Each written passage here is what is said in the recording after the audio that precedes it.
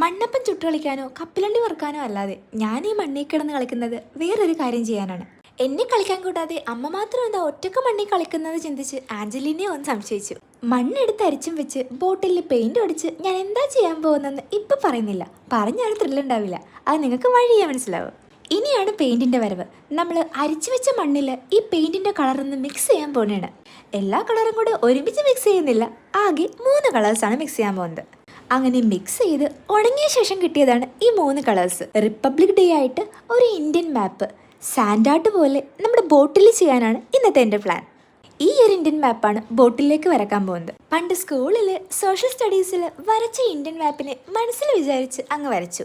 ദേശഭക്തി കൊണ്ടാണെന്നറിയില്ല, ഒറ്റയടിക്ക് ഏകദേശം നമ്മുടെ മാപ്പിൻ്റെ രൂപത്തിലൊക്കെ വന്നു. തരക്കേടില്ലാത്ത മാപ്പ് അന്ന് സ്കൂളിൽ വരക്കാൻ പറ്റിയില്ലെങ്കിലും ഇന്ന് ഞാൻ ബോട്ടിൽ അത് വരച്ചപ്പോൾ ഞാനും ഒന്ന് അതിശയിച്ചു. ഇനിയാണ് നമ്മുടെ ഇന്ത്യൻ മാപ്പിലേക്ക് നമ്മുടെ കളേഴ്സ് ആഡ് ചെയ്യാൻ പോകുന്നത്. 3 സെക്ഷനായിട്ട് തിരിച്ച് ഈ 3 കളേഴ്സ് നമ്മുടെ ഇന്ത്യൻ ഫ്ലാഗിൻ്റെ രീതിയിൽ പ്ലേസ് ചെയ്യാമെന്നാണ് കരുതുന്നത്. അതിനായിട്ട് ടേപ്പ് വെച്ച് സെക്ഷൻ ചെയ്ത് ഗ്ലൂ ഉപയോഗിച്ച് നമ്മുടെ സാൻഡിനെ ഒന്ന് ഫിക്സ് ചെയ്തു.